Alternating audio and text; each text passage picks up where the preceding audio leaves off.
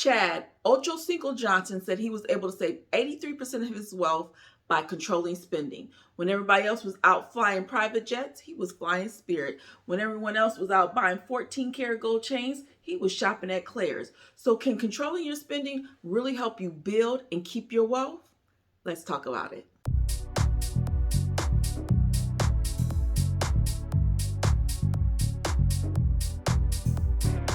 Welcome to Becoming with Angelina Watkins, and I'm your host, Angelina, your queen of becoming, and I am your spiritual growth and wealth strategist here to help you achieve emotional, spiritual, and financial prosperity.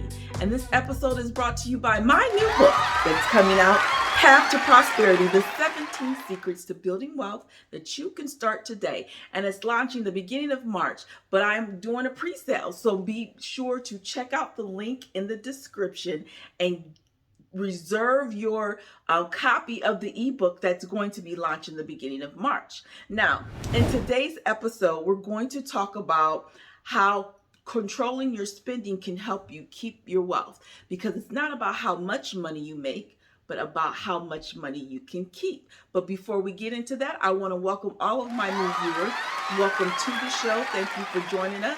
Make sure that you hit that subscribe button and don't forget to hit that notification bell so that you don't miss another episode, okay? Now, Chad Ochocinco Johnson recently did an interview with Club Shay Shay podcast where he talked about keeping 83% of his wealth. And it was all based upon how he was spending his money. Yeah, so the kids, I allow them to do the designer and the nice stuff because I done saved, 83% of my salary. So it's okay. And I have stuff coming in already. Oh, yes, still coming in. Thank you, Dougie. You know, and so life is good because I was able to sustain and keep most of my wealth that I made when I was playing, and life is still going good. So I allow the kids to enjoy, but I need them to understand there's going to come a time. They got to get off daddy payroll. You go ahead to get off that payroll. Now, just for those who are not quite sure of who he is, Chad Ochocinco is a former NFL player. He played in the NFL for about 11 seasons.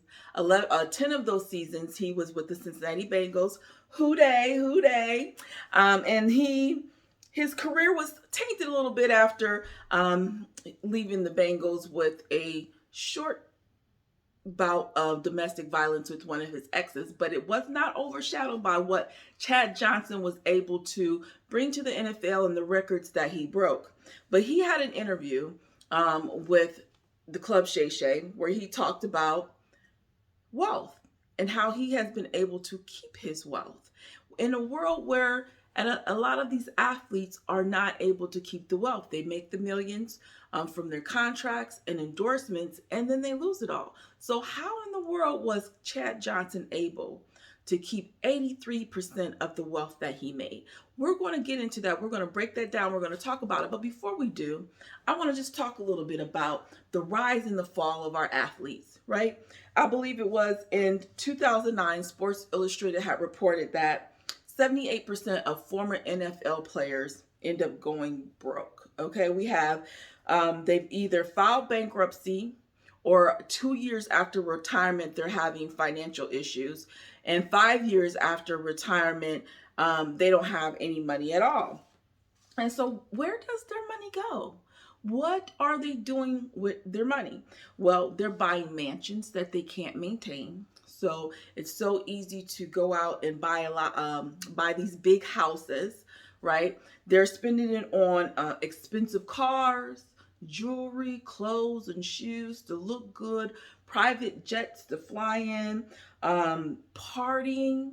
But one of the biggest reasons why a lot of the athletes end up losing money is making poor financial decisions in how they're spending their money, but also poor financial decisions in who they're choosing to be their financial advisors. A lot of them are making bad investments, listening to financial advisors because they're not financially literate. And because they're not financially literate, they're trusting people that they should not trust. And so when we talk about Chad Johnson in his interview, he talked a little bit about how we have to not be so trusting of financial advisors, people who want to tell you to invest in something and they haven't even invested it in themselves. They want to tell you how they're going to help you make all this money and they haven't even made the money themselves. So we've got to educate ourselves. We've got to get to the point where when these athletes get these contracts and they're drafted, that we get them some financial education as well, because sometimes we look at them and we see the flashy lifestyles and we think they're spending too much money, when we have some who are not buying the mansions, they're not buying the jewelry and the cars. They think they're doing the fiscally responsible thing by investing, but they end up losing it all because they didn't make the right investments, trusting the wrong people. Commissioner Goodell let you went to the rookie symposium and let you talk. I need to. He need to let me do that. Well, hopefully they're watching this. I need to do it. I got Roger on speed dial. I got him on speed dial. I need to do that. About financial literacy. Yes, but the problem is it's gonna go in one ear and out the other, especially at that age. It's like me going to talk to kids and that's getting NIL deals. Right. You got everybody in your ear. You don't know who to tell no to. You got all these investment people. You know how many horror stories there are about NFL players that invest in companies?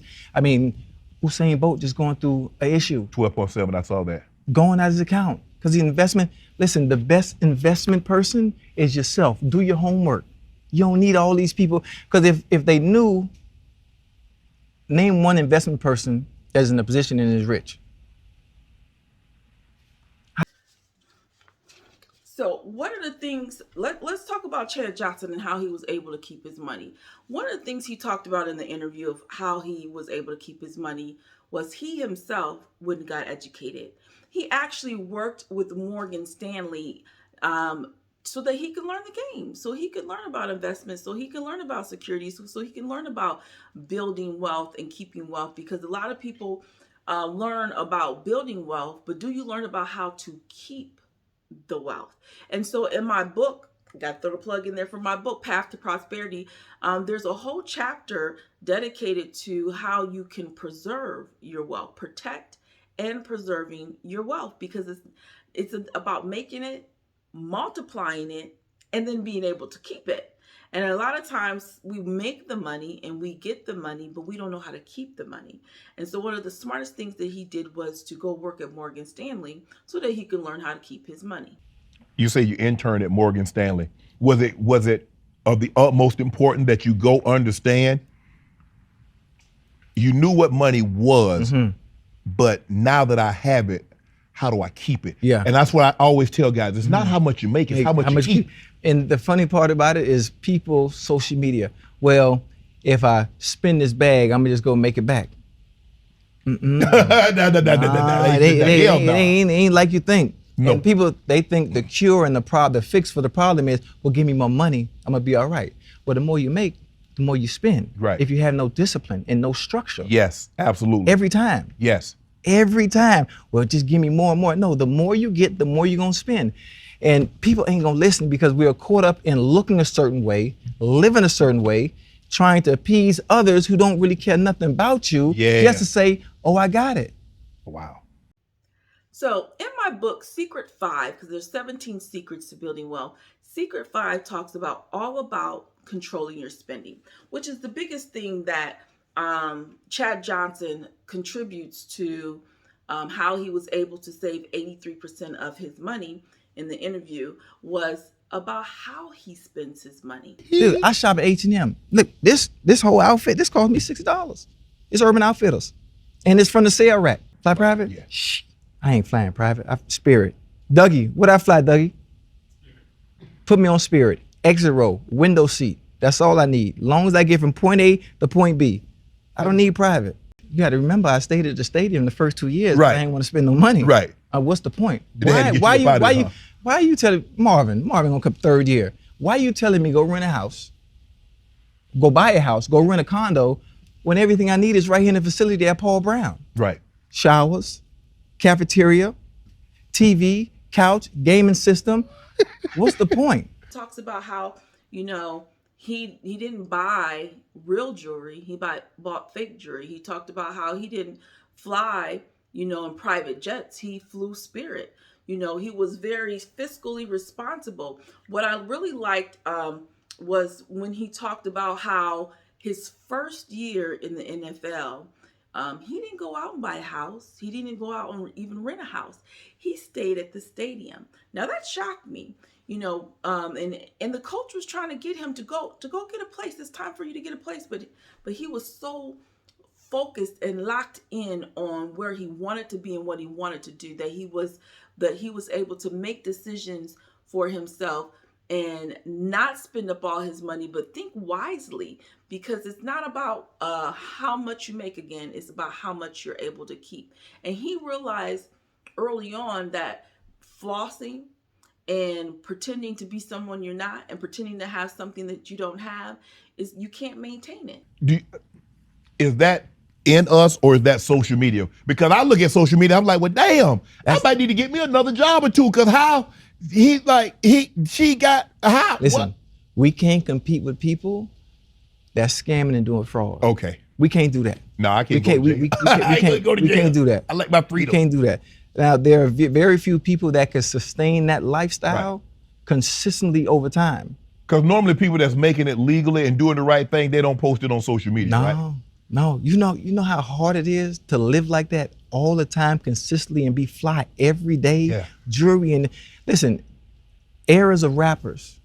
Think about the era before us. Right. Everybody was flashy, stunned, and after 10 years, what happens? They ain't flashy, they ain't stuff. No, you can't. It's impossible to sustain. Right. It's impossible. Now, I don't want you to make any mistake about it. We do need to control our spending. We do need to watch how much we're spending and what we're spending it on. And he said he's been very careful, even with his children, on how much money he spent on the children. Growing up, when they don't know the difference between designer and fake, you know, he was watching what he was spending. A lot of people say, well, kids are expensive. And I always tell them, if you follow me, obviously I'm one of the most financially conscious athletes of all time, probably the cheapest.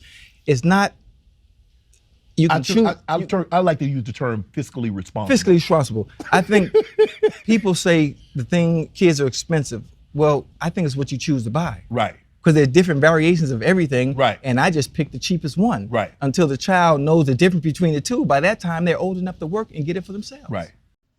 Being fiscally responsible is not just about controlling your spending. We do have to enjoy life.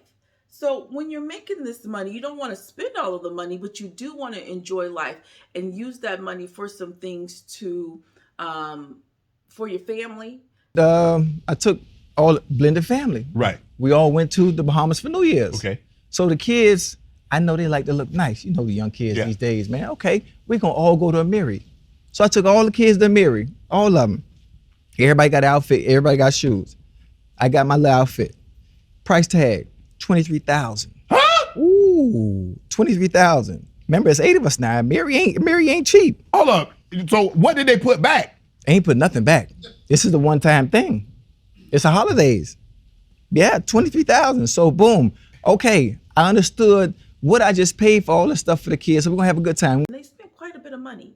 And for me, I'm like, even when he said the ticket of $23,000, I'm like, ooh, that's a lot. But he has a lot. Okay? So it might be a lot to me, or it might be a lot to someone else, but it's maybe not too much for him because his thing is not doing it all the time.